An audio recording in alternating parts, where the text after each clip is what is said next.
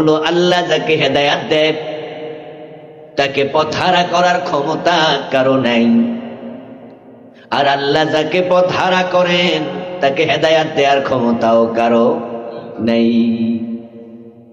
হেদায়াতের মালিক কে? আর আল্লাহ হেদায়াত রাখছেন কোথায়? সূরা ফাতিহাতে আল্লাহ তাআলা আমাদেরকে হেদায়াত চাওয়ার জন্য তিনি দোয়া শিখিয়েছেন, ইহদিনাস সিরাতাল মুস্তাকিম।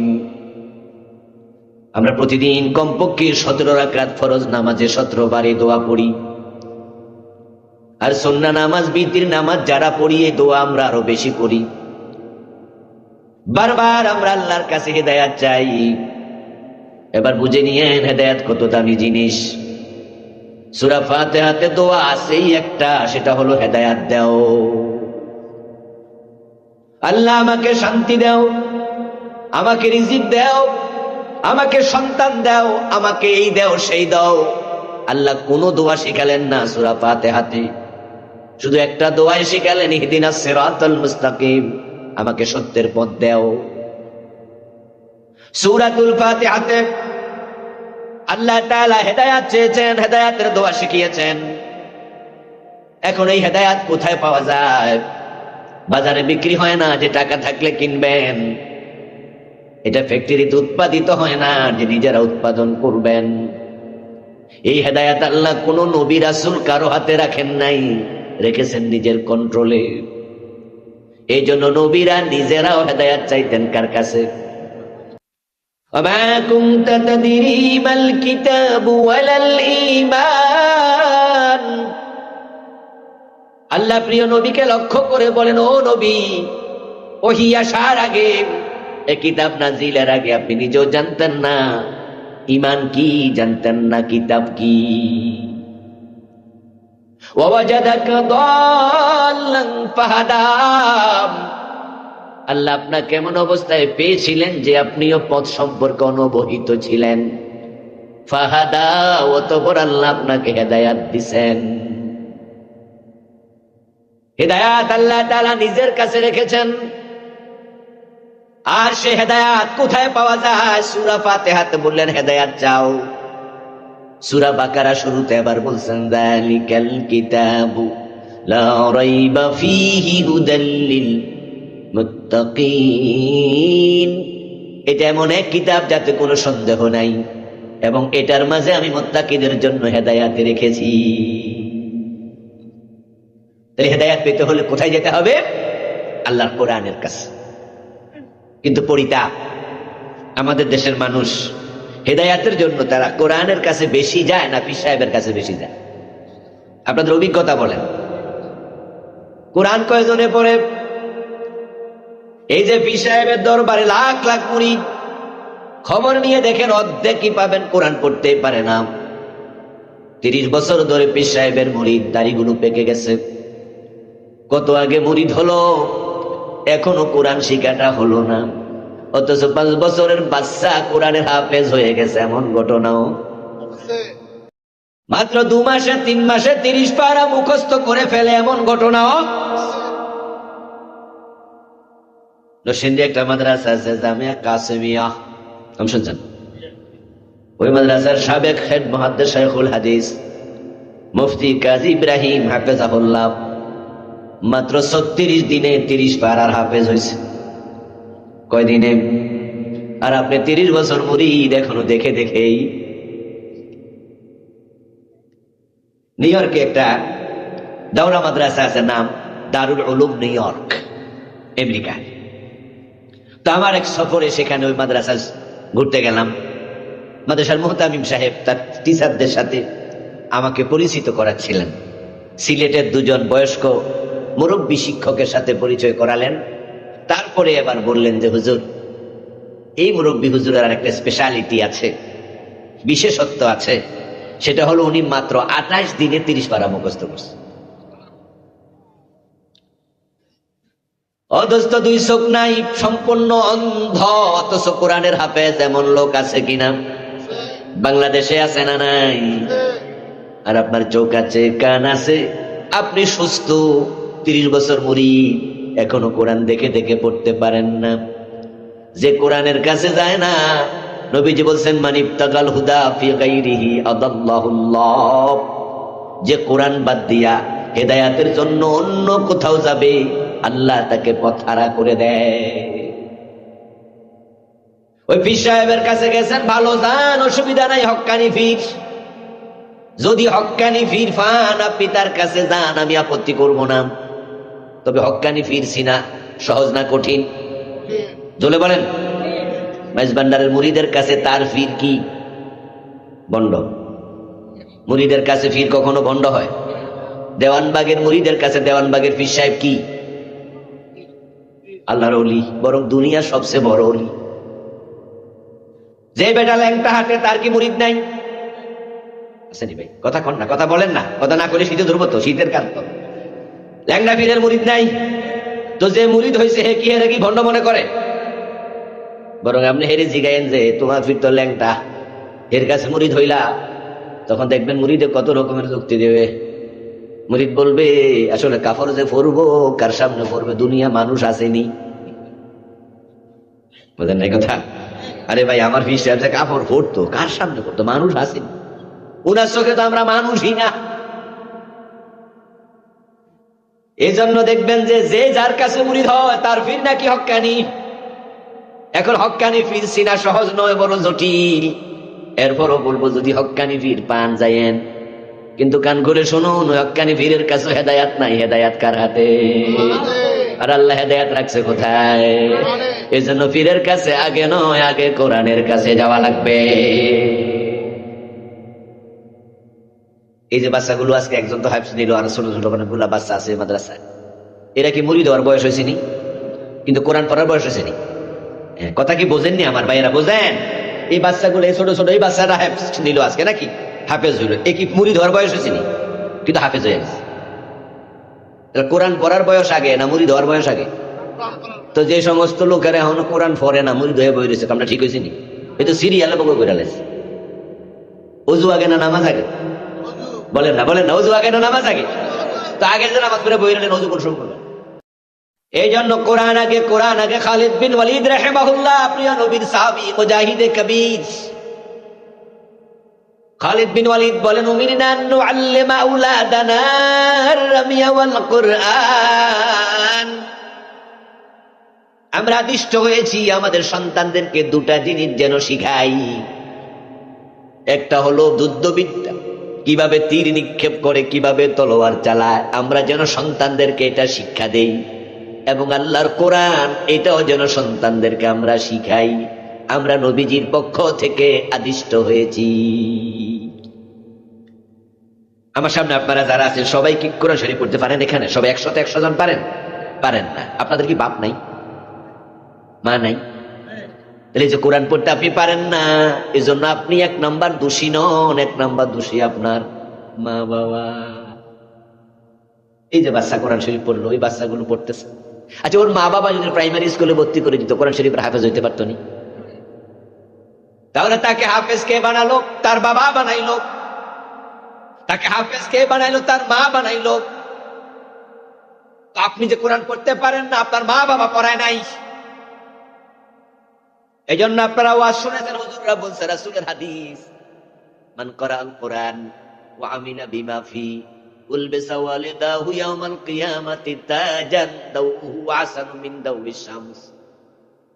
নবীজি বলেছেন, যে ব্যক্তি কোরআন পড়বে এবং কোরআন অনুযায়ী আমল করবে, আল্লাহ পুরস্কার হিসাবে তার মা বাবার মাথার মাঝে নূরের তাজ পরাবে কিয়ামতের দিন, যেটার উজ্জ্বলতা হবে সূর্যের চেয়ে বেশি।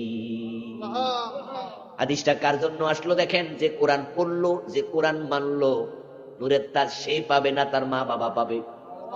তো চাকরি করলো কেডা? বেতন পাইলো কেডা?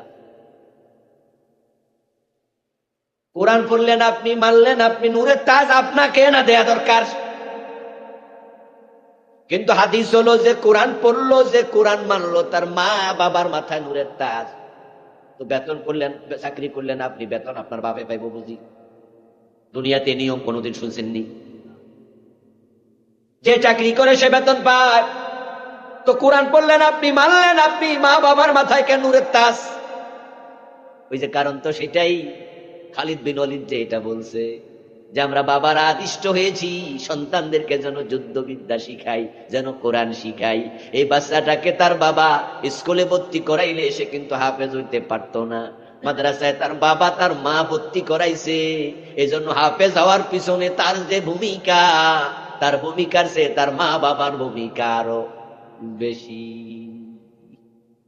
এই জন্য আল্লাহ নূরের তাজটা মা বাবার মাথায় দিল, তারাই বানাইছে। এই যে আমি আবুল কালাম আজাদ বাসার আপনাদের সামনে ওয়াজ করতেছি, এটা কামেল মাদ্রাসায় পড়াইতেছি দীর্ঘ কত বছর, প্রায় 2 যুগ হয়ে চলছে। 2001 থেকে শিক্ষকতা করি, 2026 25 বছর তো হয়ে গেল।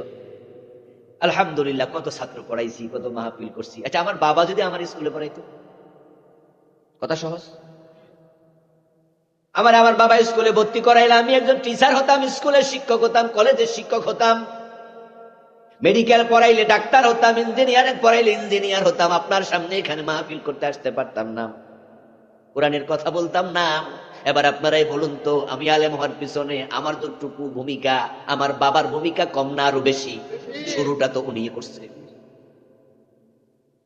এবং আমার 18 বছর 20 বছর লেখাপড়া আমার বাবা ঘাম পানি কইরা টাকা কামাইয়া আমারে পড়াইছে। ও দোস্ত, এজন্যই তো আল্লাহ পুরস্কারটা বাবারে আর মারে দেবে।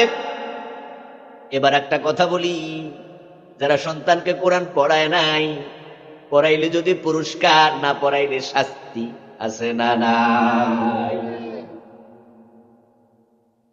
কাজ করলে পুরস্কার, কাজ না করলে তিরস্কার। ভালো করলে পুরস্কার, ভালো না করলে, মন্দ করলে কি তিরস্কার।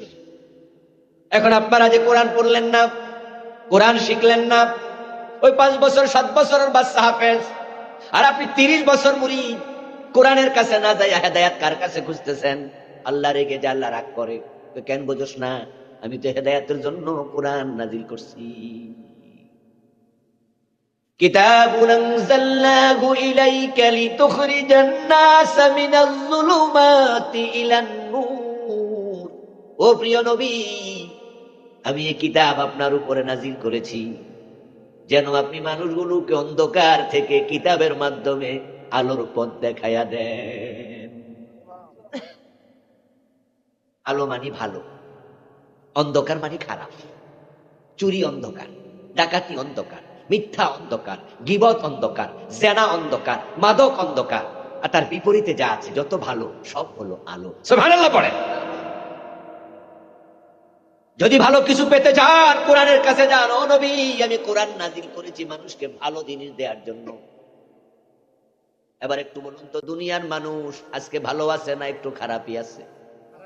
আমরা কি খুব শান্তিতে আছি, নিরাপত্তায় আছি? ও দোস্ত, আমরা ভালো নাই। ঢাকা শহরের চারপাশে এখন কয়েক ডজন ওল্ড হোম তৈরি হয়েছে, বৃদ্ধ নিবাস। একসময় এতিমখানা শুনতেন, এতিমখানা শুনেছি, অরফেনেজ। বাংলাদেশে এতিমখানা আছে, কিন্তু এখন বুড়াদের থাকার জন্য বুড়াখানাও, যেটা আজ থেকে 20 বছর আগে বাংলাদেশে একটাও ছিল না, দরকার নাই। কারণ ছেলে রিক্সাওয়ালা হোক, ঠেলাওয়ালা হোক, দিন মজুর হোক, গরিব হোক, নিজে না খাইয়া মা বাবারে খাওয়াইছে। আর আমরা এখন কোরআন বিমুখ জাতি। ডাক্তার ছেলে নিজের মা নিজের বাবারে এতিমখানায়, ওই যে বুড়াদের জন্য ওল্ড হোম, বৃদ্ধ নিবাসে রেখে আসে। ইঞ্জিনিয়ার ছেলে রেখে আসে, প্রফেসর ছেলে রেখে আসে, মা বাবার খবর নেয় না। গত বছর সম্ভবত এপ্রিল মাসের দিকে আমার মাওনা, শ্রীপুর, গাজীপুরের পরে একটা জায়গা আছে, যারা একটু জান টান এদিক সেদিক বোঝেন, মাওনা নাম শুনেছেন? গাজীপুর, গাজীপুর তো শুনেছেন। গাজীপুর পার হইয়া মাওনার ওদিকে আমার মাহফিল। আমি যাচ্ছিলাম, হঠাৎ করে চোখে পড়লো বিকাল বেলায়, দেখি একটা বৃদ্ধ নিবাসের নাম, এরও চিহ্ন দেওয়া রাস্তার ওদিকে। আমি যাচ্ছি এদিকে, ওদিকে চিহ্ন। ড্রাইভারকে বললাম পিছাও। ড্রাইভার তো গতিতে যাচ্ছে, বললাম গাড়িটা পিছাও, হাতে সময় আছে, বৃদ্ধ নিবাসে যাব। খুঁজতে খুঁজতে 3-4 মাইল আরো বেশি হবে, তারপরে একবার ভিতরে ঢুকে বৃদ্ধ নিবাস খুঁজে বের করলাম। সেখানে গিয়ে ম্যানেজার পেলাম, ম্যানেজারকে আমার পরিচয় দিলাম, দিয়ে বললাম যে আমি একটু ভিজিট করতে আসছি। ভিতরে গেলাম, অনেক বুড়া বুড়ি, 3 তলা না 4 তলা বিল্ডিং। আমি ম্যানেজারকে জিজ্ঞাসা করলাম যে এখানে কতজন থাকে? বলো পুরুষ মহিলা মিলে 400-র মতো। আমি জিজ্ঞাসা করলাম সবাই কি গরিব? বললো না হুজুর, কোটিপতির সন্তান, কোটিপতি এখানে আছে, কোটি কোটি টাকার মালিক এমন আছে কিছু। আমাদের এখানে টাকা দিয়ে থাকে, কিছু আছে টাকা ছাড়া। বললাম টাকা দিয়ে থাকবে কেন? বললো যে সন্তান 1জন 2জন দেখে না, মা বাবা বোঝা, এই জন্য মাসে মাসে টাকা পাঠিয়ে দেয়। বাবা থাকুক মা থাকুক, ঘরের বাহিরে থাকুক, বৃদ্ধ নিবাসে থাকুক, ঘরের মাঝে মা বাবা বোঝা, শিক্ষিত বউ ইউনিভার্সিটির প্রফেসর, শ্বশুরের খেদমত ভালো লাগে না, ডাক্তার বউ ছেলেও ডাক্তার, 2জন বাহিরে, মারে কে দেখবে? দেখার কেউ নাই। এই জন্য মারে ওল্ড হোমে পাঠাইয়া দিছে, মাসে মাসে টাকা পাঠায়, দেখার কেউ নাই। ভিতরে ঢুকলাম, দেখি কিছু ছোট্ট একটা ঘরে কিছু মুরব্বী 20-30 জন গোল টেবিলে বইয়া তারা চা খাইতেছে, গল্প করছে। আমি যাইয়া সালাম দিলাম, পাশে বসলাম, তাদের সাথে একটু গল্প গুজব করলাম। তারা সবাই সেখানে গল্প গুজব করছে। জিজ্ঞাসা করলাম কেমন আছেন? হাসতেছে আর বলে ভালোই তো আছি। বাড়িঘর নাই? বলে আছে। তাহলে যান না কেন, থাকেন না কেন? ছেলে মেয়ে তো এখানে রাইখা গেছে। আরে এগুলো আগে ইউরোপে আমেরিকায় ছিল। কোরআনে আল্লাহ বলছে ওয়ামানা আরাদা আন যিকরি ফাইন্না লাহু মাঈশাতান দানকা ওয়া নাহশুরুহু ইয়াওমাল কিয়ামাতি আমা। যে ব্যক্তি আমার কোরআন থেকে, যারা আমার কোরআন থেকে মুখ ফিরাইয়া নেয়, আমি তাদের জীবনকে সংকীর্ণ করে দেই। আপনি খবর নেবেন, এই যে 400 বুড়াবুড়ি আছে না, আমার মন বলে এখানে তাদের সন্তানদের মাঝে একজনও আলেম পাবেন না। আলেম থাকলে কেউ মা বাবারে বৃদ্ধ নিবাসে রাখত না। এই কথাটা আবার আমি জানতাম না, আমি এটা জানছি বছর 2 আগে। গাজীপুরের কাপাসিয়া কালীগঞ্জ একটা থানা আছে, কালীগঞ্জ থানার এক মাহফিলে, এক প্রোগ্রামে একজন ব্যক্তি আমার আগে দিয়ে প্রধান অতিথির বক্তৃতা দিচ্ছে, জেনারেল মানুষ, রাজনীতিবিদ। উনি মাইক হাতে নিয়ে তখন মানুষকে উপদেশ দিতে গিয়ে বলল যে আমি গত 2-3 দিন আগে একটা বৃদ্ধ নিবাসে গেছিলাম, সেখানে গিয়ে আমি সাক্ষাৎকার নিছি অনেকগুলো মুরব্বীর, প্রায় জনের সন্তানই শিক্ষিত, কিন্তু কোন জন বলল না তার সন্তান আলেম। এর মানে বোঝা গেল যারা কোরআনওয়ালা তারা মা বাবার সাথে অশ্রদ্ধা দেখায় না। যেমন আপনারা এখানে যারা আছেন, আপনারা কি কেউ মা বাবারে বৃদ্ধ নিবাসে রাখবেন? কারণ আপনারা কোরআনওয়ালা, আপনারা কোরআনকে ভালোবাসেন। আরে আমরা তো ইউরোপ আমেরিকায় গেলে পাসপোর্টে ভিসা লাগলে তো লাভ দিয়া ওঠে, আর বাংলাদেশের মানুষকে আমেরিকা হলো আমাদের স্বপ্নের দেশ। এজন্য সেখানে কোনোভাবে যাইতে পারলে অনেক কিছু পেয়েছি, কিন্তু তাদের জীবন বড় সংকীর্ণ। তাদের জীবনে সুখ আছে, শান্তি নাই, কারণ তারা কোরআন থেকে মুখ ফিরিয়েছে। বেঈমান, এসি রূপ, এজন্য তারা গরমে নাই, সুখে আছে। কিন্তু ট্যাবলেট না খাইলে ঘুমে ধরে না, রাতে 1:30 বাজেও ঘুমায় না, এমন লোক বাংলাদেশে আছে। অর্থাৎ সুখ আছে কিন্তু শান্তি নাই। ইউরোপ আমেরিকায় গেলে মানুষ মনে করে কত আরামে আছে, অথচ তাদের জীবনটা এত সংকীর্ণ। বাচ্চাদের বয়স 18 হওয়ার পরে বাচ্চারা মা বাবার সাথে আর থাকে, স্বামী স্ত্রী একা হয়ে যায়। সরকার তাদেরকে বৃদ্ধ ভাতা দেয়, খাবারের অভাব নাই, কিন্তু এখান থেকে যদি একজন মরে যায় তখন আরেকজনের সঙ্গী হয় তার পালিত কুকুর। 18-র পরে সন্তানরা নাই, চলে গেছে যে যার মতো। এখন স্বামী মরে গেল, বউ কার সাথে থাকবে? বউ তার সাথে সঙ্গী কুকুর। বউ মরে গেছে, স্বামী তার সঙ্গী একমাত্র কুকুর। এই শীতের আগের শীতে আমার 10 দিনের সফর ছিল। এই মানে 2000 কত 2024-এ, 2025-এও আমি গত আগস্টে 3 দিন ছিলাম, কনফারেন্স ছিল নিউ ইয়র্কে। এর আগে ছিলাম 10 দিন। বাংলাদেশি এক ভাইয়ের বাড়িতে লাগাতার 7 দিন না 6 দিন ছিলাম। উনার পাশের বিল্ডিংটা 3 তলা, ঠিক এই মাঠের মতো। আমার কাছে মনে হয়েছে বাড়িটা আরো 2 বা 3 গুণ বড় হবে, এত বিশাল বাড়ি, 3 তলা। আমার বাংলাদেশি ভাই বলল, হুজুর এই বাড়িতে একজন মানুষ থাকে, অথচ দেখেন কত বড় বাড়ি। আমি বললাম একজন থাকে কেন? বললো সন্তানরা তো নাই, ওরা চলে গেছে যে যার মতো। কয়দিন আগে বেটার বউ মরে গেছে, একজন মানুষ একা থাকে। বললাম কেমন বয়স? বললো 70-এর উপরে, 80-র কাছে। রান্না করে কে? ও নিজে। কারণ এই দেশে কোনো বুয়া পাওয়া যায় না, ওই দেশে ড্রাইভার পাওয়া যায় না, প্রত্যেকে নিজের গাড়ি নিজে চালায়। কারণ আপনি ড্রাইভার রাখবেন কিভাবে? ড্রাইভারের আপনি দিতে হবে $3,500 থেকে $4,000। $1,000 মানে বাংলাদেশি বর্তমানে 1,20,000।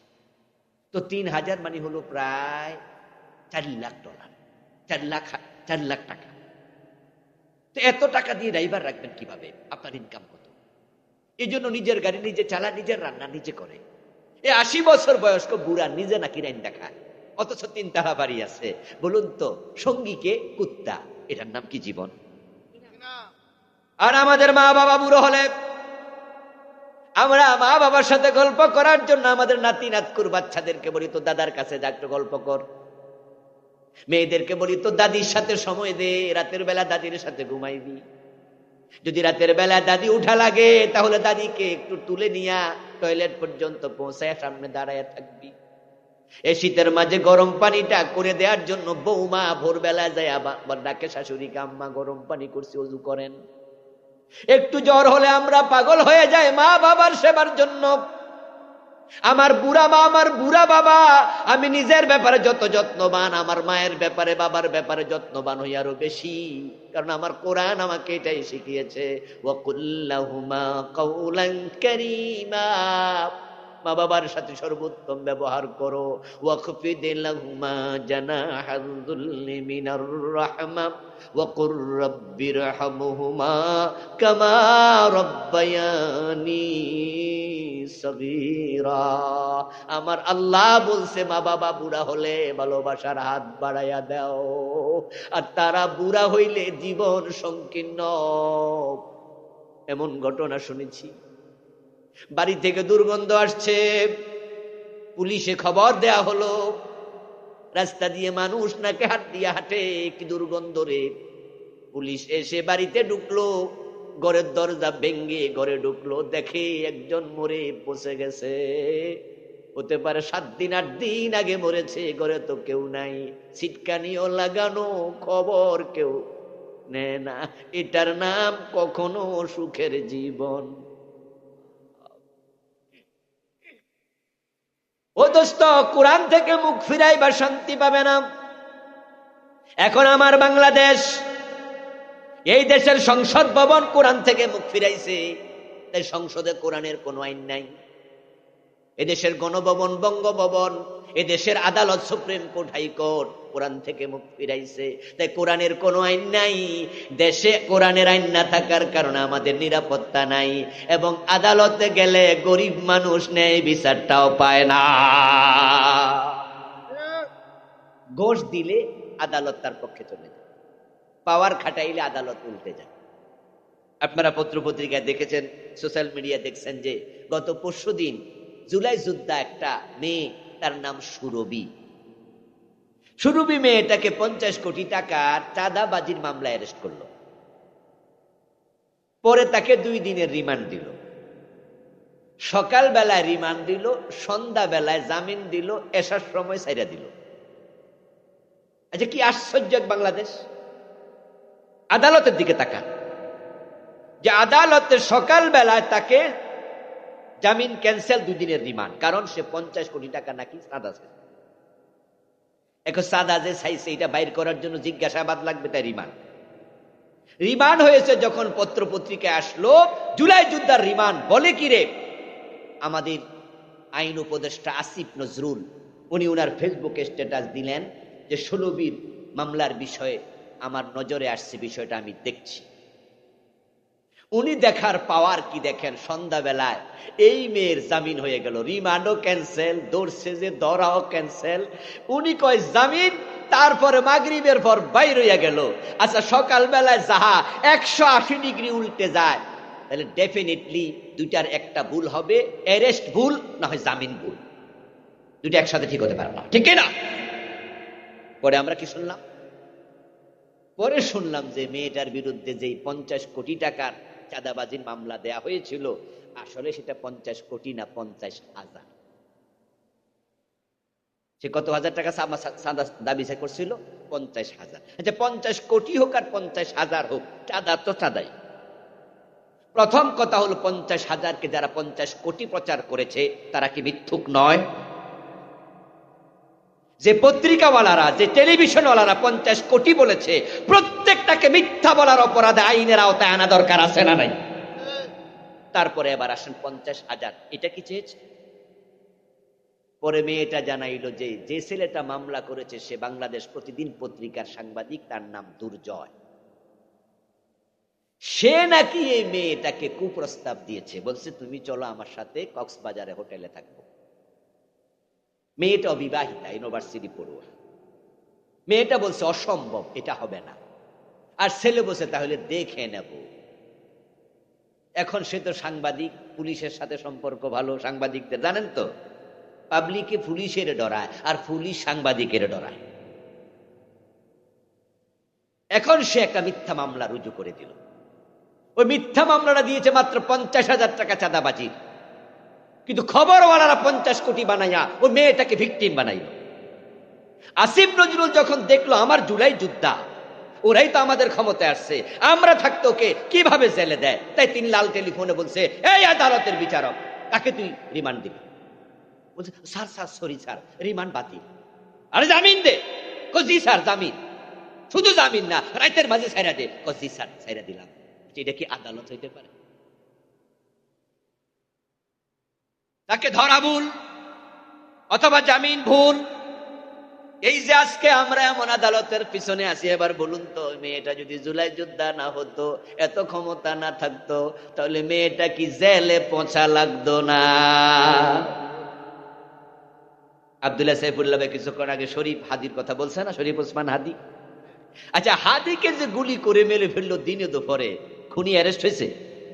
যার মৃত্যুতে রাষ্ট্রীয় শোক হয়, পতাকা অর্ধনমিত হয়, প্রধান আপনার রাষ্ট্রপ্রধান সহ সবাই উপদেষ্টা হাজির হয়, ওর খুনি যদি গ্রেপ্তার না হয়, আমারে আর আপনারে মানলে কি হবো?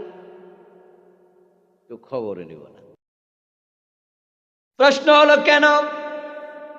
ওই যে আমেরিকার জীবন সংকীর্ণ, শান্তি নাই, আমাদের জীবনও শান্তি নাই। কে কখন খুন হয়, কে কোন জায়গায় মরে, উপায় নাই, উপায় নাই। অফিসে আদালতে যদি যাওয়া লাগে, তাহলে অশান্তি কারে কয় বুঝবেন, ঘোষ না দিলে কোনো ফাইল নড়াচড়া করে না।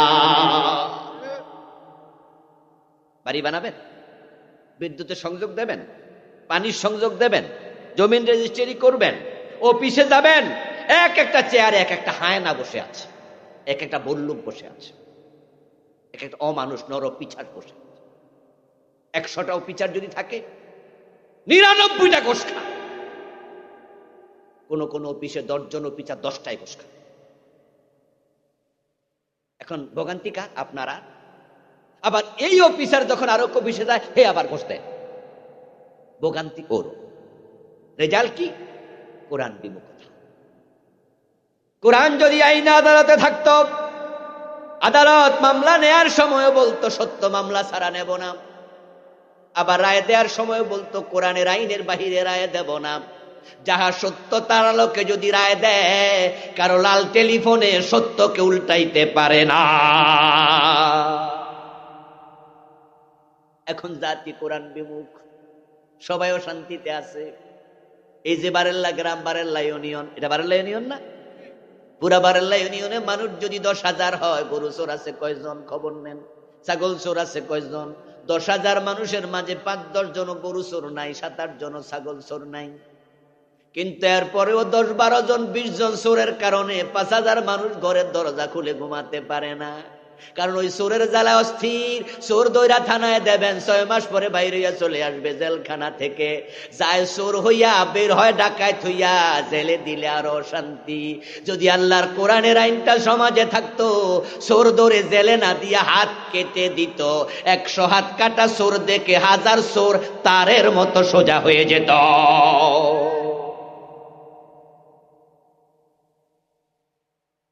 এখন আমরা কোরআন থেকে হেদায়েতও নেই না, কোরআন থেকে আইনও নেই না। আমরা শুধুমাত্র কোরআনটাকে তেলাওয়াতের কিতাব বানাইছি, তেলাওয়াত করে করে মসজিদে তাকে রেখে দেব। অথচ কোরআন যে যুগে এসেছিল, একটু ফিরে তাকান পিছনে, ওই যুগের নাম ছিল আইয়ামে জাহিলিয়া। সেই যুগে কোন অন্যায়টা ছিল না? চুরি, ডাকাতি, খুন, রাহাজানি, দর্শন, অপহরণ, চিন্তাই, ডাকাতি, যা আছে মেয়ে জীবিত প্রথিতকরণ সব ছিল।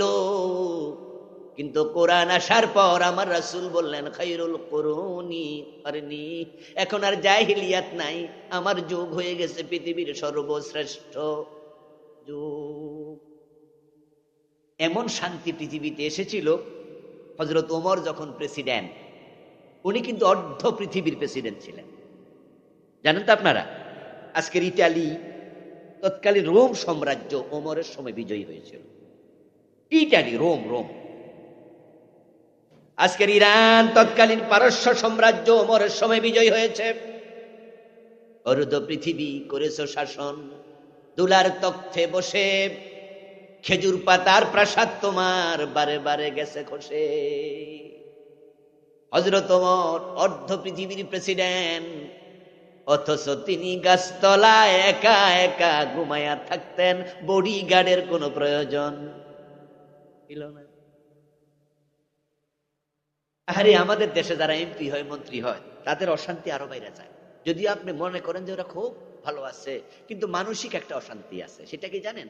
যেমন আমরা গরমকালে, আমরা যারা থাকি গ্রামে গঞ্জে বা শহরেই, যদি রাতের 1টা বাজে বিদ্যুৎ চলে যায়, গরম, তাহলে আমরা কিন্তু একটা খালি শুধু গেঞ্জি গায়ে দিয়া অথবা একটা গামছা কাঁধে লইয়া আমরা কিন্তু রাস্তায় হাঁটি, একটু বাতাস টাতাস গায়ে লাগাই, ঠিক না? আমি ঢাকায় থাকি, যতই ব্যস্ত থাকি, মাঝে মাঝে আমি কারণ বাজার যাইয়া খরচ করি। আমার বাসা আবার ফার্ম গেট। এই যেমন গত পরশুদিন আমি মাছ কিনতে কারণ বাজার গেছি। আমি আমার নিজের চোখে দেখে সুন্দর কইরা আমার রুচি মতো খরচ করি, মাছ কিনি। রাতের বেলা একটু একা একা ভালো না লাগলে হাঁটি, কখনো গরম লাগলে গেঞ্জি গায়ে দিয়া হাঁটি। কিন্তু এমপি হওয়ার পরে পুলিশ ছাড়া হাঁটা যায়? আচ্ছা, মন্ত্রী হওয়ার পরে পুলিশ ছাড়া বাইরে হওয়া যায়? আপনি লক্ষ্য করবেন, আপনার দেশের এমপি দেখবেন যে এক গাড়ি পুলিশ না হলে ডরেও সে বুড়ি জমাইব না। সে আগে থানায় ফোন করে রাখে, আমি কিন্তু আইতাছি, তোরা থাকিস। মন্ত্রী হলে 2 গাড়ি, আর প্রধানমন্ত্রী হলে তো কথাই নাই, যেখানে যায় 5, 7, 10 গাড়ি পুলিশ, বিজিবি, সেনাবাহিনী, র্যাব, ডিজিএফআই, এনএসআই, ডিএসবি, সাথে আবার কুত্তা, ডগ স্কোয়াড, নাম শুনছেন না? হ্যাঁ, কুত্তা সল হয়ে যাওয়া। আর আমার হযরত ওমর অর্ধ পৃথিবীর প্রেসিডেন্ট চলে গেলেন মদিনা থেকে জেরুজালেম, সাথে ওটের রশি টানার জন্য একজন চাকর, আর কোন বডিগার্ডের প্রয়োজন নেই। চুরি নাই, ডাকাতি নাই, ছিনতাই, রাহাজানি, মাদক কিচ্ছু নাই। কারণ কোরআন তারা পেয়েছিলেন, কোরআনকে তারা বরণ করেছে, গ্রহণ করেছে, কোরআন পড়তো, এবং কোরআনে যা ছিল 100% অক্ষর অক্ষরে মেনেও। যে নবীকে অনুসরণ করে জান্নাত খোঁজেন, যার উপরে ঈমান এনে মুসলিম হলেন, ওই নবীজি মুহাম্মদ সাল্লাল্লাহু আলাইহি সাল্লাম কি বলেন? আমার মেয়ে ফাতেমা যদি চুরি করে, আমি ফাতেমার হাতটাও কাটবই। আপনারা একটু দয়া করে আমার সাথে জবাব দেন তো, চোর ধরে হাত কাটার কথা কোরআনে আছে কিনা? এটা নফল না ফরজ? তো 54 বছরে কয়দিন কাটছেন? এই ফরজ ইবাদত কেন করবেন না? এটা তো ফরজ ইবাদত। মদ পান করলে 80 বেত লাগাতে হবে, এটা কি হাদিসে নাই? হযরত ওমর কি উনার ছেলেকে লাগান নাই? এটা কি ইসলামের বিধান না? তো 54 বছরের বাংলাদেশ কয়জন মারছেন? আজান হলে দোকান কেন বন্ধ হবে না? নবীজি তো বলেছেন, আমার মন চায় আজানের পর একজনকে মসজিদে ইমামতির জায়গায় দাঁড় করাইয়া তারপরে সমাজে যাই, যারা নামাজে আসে নাই তাদের ঘর বাড়িতে আগুন লাগাইয়া দেই। আমার আল্লাহ তো বলেছেন ইযা নুদিয়া লিস-সালাতি মিন ইয়াউমিল জুমুআতি ফাসআউ ইলা যিকরিল্লাহি ওয়া দারুল বাই। আযানের পরে বেচাকেনা বন্ধ করে দাও। অথচ বাইতুল মুকাররম জাতীয় মসজিদে গিয়া দেখবেন যোহরের নামাজের সময় দোতলায় নামাজ চলে, নিচতলায় বেচাকেনাও চলে, মসজিদ মার্কেটও খোলা থাকে। অথচ আযানের পর দোকান বন্ধ করো, সবাই নামাজে যাও। এটা তো আল্লাহর আইন। এই আইন বাংলাদেশে 54 বছরে একদিনও কেউ মানল না। এই যে আমরা কোরআন মানলাম না, এজন্য আল্লাহর কাছে জবাব দিতে হবে না বুঝি?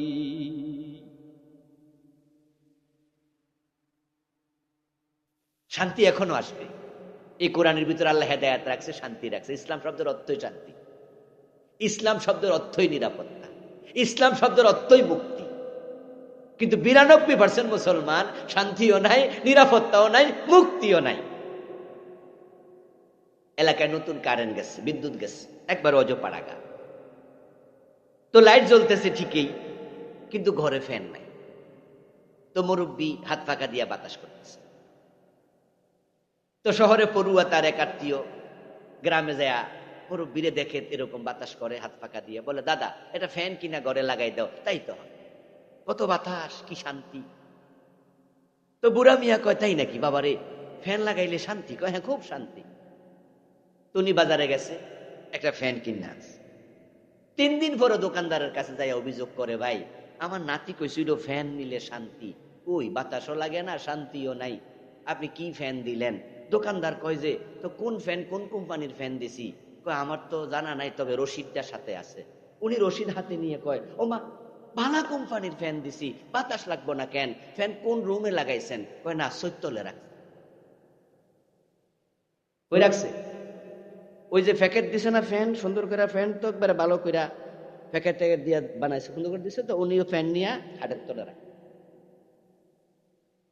আচ্ছা, আপনি খাটের তলে ফ্যান রাইখা বাতাস খোঁজেন, যে ব্যাকগুলির একটা সীমা থাকা তো উচিত।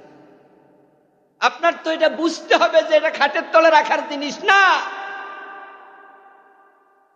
এটা নির্দিষ্ট জায়গায় লাগাও, তারপরে কানেকশন দাও, তারপরে সুইচে টিপ দাও, বাতাস এমনিই আসবে। ইসলামের শান্তি কেমনে পাবেন? কোরআন তো এখন মসজিদে আর মাদ্রাসায়, গিলাপের ভিতরে। এটা তো গিলাপে থাকতে আসেন, এটা সংসদে যেতে এসেছে, এটা সমাজে কায়েম হতে এসেছে। 54 বছর লাগে মদ বন্ধ করতে। আমাদের নেতারা তো মাইক হাতে পাইলে এমন ভাবে বক্তৃতা দেয়, মনে হয় যেন কি ভালো মানুষ। মাদকের ব্যাপারে আমরা 0 টলারেন্স। কয় কি রে, ব্যাককল মিথ্যু। 54 বছরে মদের ব্যাপারে একটা অফিস বানাইতে পারে না এখনো। অফিস একটা বানাইছে, নাম দিছে মাদক নিয়ন্ত্রণ অধিদপ্তর। আমরা কি নিয়ন্ত্রণ চাই না নির্মূল চাই? তো নির্মূলের অফিস কই? রাষ্ট্রীয়ভাবে নির্মূলের পরিকল্পনাই তো নাই, ওরা বানাইছে নিয়ন্ত্রণ। আচ্ছা, ক্যান্টনমেন্ট ওইটা যদি ঢাকায় রওনা দেন বাসে করে, মাঝে মাঝে কিছু বাস 100 মাইল গতিতে চালায় না, তখন পিছনে কিন্তু কাফাকাফি শুরু হয়, যাত্রীরা লড়ে, মাঝে মাঝে ধাক্কা খাইয়া ফুটবলের মতো লাভ দেয়। এই ড্রাইভার, বাস নিয়ন্ত্রণে চালাও মিয়া, কি চালাও তুমি? নিয়ন্ত্রণ মানে কি স্টার্ট বন্ধ করে দাও। যে কইছে হেও বোঝে, যারে কইছে হেও বোঝে যে নিয়ন্ত্রণ মানে হলো 60-70-এ চালাও। 2 গ্রুপে বোঝে। যখন মদখোররা দেখে মাদক নিয়ন্ত্রণ অধিদপ্তর, হেরাও বোঝে 60-70-এ চলে। নির্মূলের কথা তো নাই, 54 বছর এটা করে নাই তারা। এই জন্য মাদক নিয়ন্ত্রণ অধিদপ্তরের অফিসারও মাঝে মাঝে অফিসে বইয়া বিড়ি টানে চেয়ারে, কারণ নিয়ন্ত্রণের মাঝে খাইতেছে। আমাদের টাকলা মুরাদের নাম মনে আসেনি? এই যে টাকলা মুরাদ এমপি থাকা অবস্থায়, সরকারের মন্ত্রী থাকা অবস্থায়, উনি হোটেল সোনার গায়ে গিয়া সিনেমার নায়িকাকে মোবাইলে ডাকে। কেন ডাকে? সেখানে মিলাদ শরীফ পড়বো। কি লেগে ডাকতেছে আমরা বুঝি না, যে আমি এত নাম্বার রুমে আসি, চলে আসো। যে বেড়িরে ডাকতেছে, বেড়ি কি বেড়ার বউ, তার একজনের বউরে ডাকে কেন? এবার আপনারা বলুন তো, যেই এমপি জেনা করে, যে মন্ত্রী জেনা করে, হোটেল সোনার গায়ে শুধু জেনা না, ওখানে মদের বার নাই? তো যারা নিজেরা মদের বারে যায়, জেনা করে, ওরা কোনোদিন কি 100 বেতের আইন চালু করবে? অথচ জেনা করলে 100 বেত দিতে হবে, এটা কি আল্লাহর কোরআনে নাই? বিবাহিত হলে পাথর মারতে হবে, এটা কি হাদিসে নাই? তো মদ খাইলে আশেবেদ দিতে হবে, রাসূলের হাদিস। এগুলো সমাজে নাই। শুধুমাত্র রমাদান আসছে তো মসজিদ, রমাদানে কোরআন খতম হবে। আমরা সবাই মাশাআল্লাহ তারাবির নামাজ 8 রাকাত আর 20 রাকাত নিয়ে ঝগড়া শুরু করে দেব এবং কোরআন খতম করব। কোরআনে আছে সর ধরে হাত কাটো, শুধু শুনবো কিন্তু মানবো না। ডাক্তার প্যারাসিটামল ট্যাবলেট দিয়েছে, জ্বর উঠেছে 103 ডিগ্রি, আপনি সুন্দর করে এনে লাগেছে রেখে দিয়েছেন, জ্বর সারবে তো? কি হলো আমাদের? হলোটা কি? নবীজি সাল্লাল্লাহু আলাইহি ওয়াসাল্লাম কোরআন পাওয়ার পরে সমাজ চেঞ্জ। এর কারণ আবু বকর, ওমর, উসমান, আলী রাদিয়াল্লাহু তাআলা আনহুম এমন কিছু মানুষ ছিলেন সাহাবায়ে কেরাম, তারা আল্লাহর কোরআনের বাহিরে কোনো কথা বলতেন না, হাদিসের বাহিরে কোনো কদম রাখতেন না। কোরআন হাদিসে যা আছে তারা সেই বিধানগুলো মারির দাঁত দিয়া কামড়াইয়া ধরছে। আমি আলোচনা শেষ দিকে চলে যাচ্ছি, রাত তো প্রায় 11টা। অনেক লম্বা আলোচনা শুনেছেন সারা রাত আজকে। এবার একটু বলুন তো, বাংলাদেশটা কি চেঞ্জ হওয়া দরকার? এই দেশ কি চেঞ্জ হওয়া দরকার? আমরা কি চাই আমাদের সন্তানরা মাদক সেবী হোক? আমরা আমাদের সন্তানদেরকে নিরাপদ জায়গায় রেখে দেব। আমরা যেন অফিসে গিয়ে ঘুষ দিতে না হয়, সুদি লেনদেন করতে না হয়, আমরা যেন বিচারের জায়গায় গিয়ে বিচারের জায়গায় মাজলুম হতে না হয়। আমরা একটি সুন্দর বাংলাদেশ দেখতে চাই। অসম্ভব নয় মোটেও, অসম্ভব নয় মোটেও। কাল থেকে চেঞ্জ হন, বলুন না যে কোরআনকে আমরা রাষ্ট্রীয় ক্ষমতায় দেখতে চাই। ডক্টর কামালের লেখা সংবিধান 54 বছরে আমাদেরকে শান্তি দিতে পারেনি, দুর্নীতি কমাতে পারেনি। কেমনে দুর্নীতি কমাবে? আপনার এমপি, আপনার মন্ত্রী, আপনার নেতারাই দেশের টাকা বিদেশে পাঠাইয়া কানাডায় বেগম পাড়া বানায়, হাজার হাজার কোটি টাকা বিদেশে। ওরা চোর, ওরা ডাকাত। মালয়েশিয়া আমাদের মাত্র 8 বছর আগে স্বাধীন হলো। তারা স্বাধীন হলো 1963-তে, আমরা স্বাধীন হলাম 1971-এ।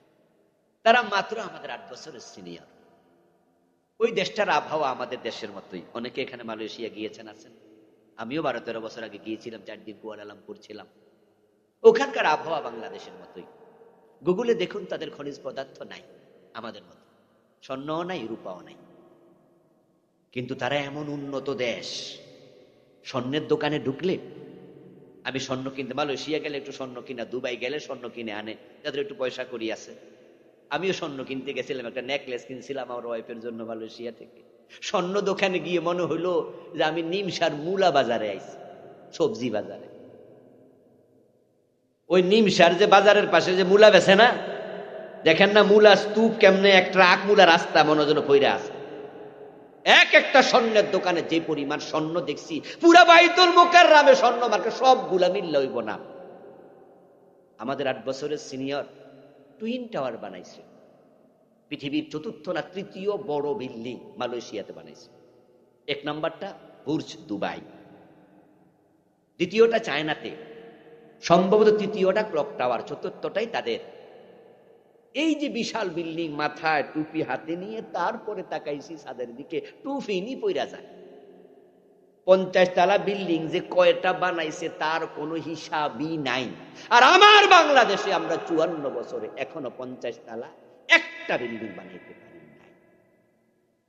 বরং ব্যাংকগুলো দেউলিয়া, অলরেডি 5টা ব্যাংক দেউলিয়া। বাংলাদেশ ব্যাংকের সাথে একীভূত করে দেয়া হয়েছে, টাকা দিচ্ছে না বলে টাকা নাই।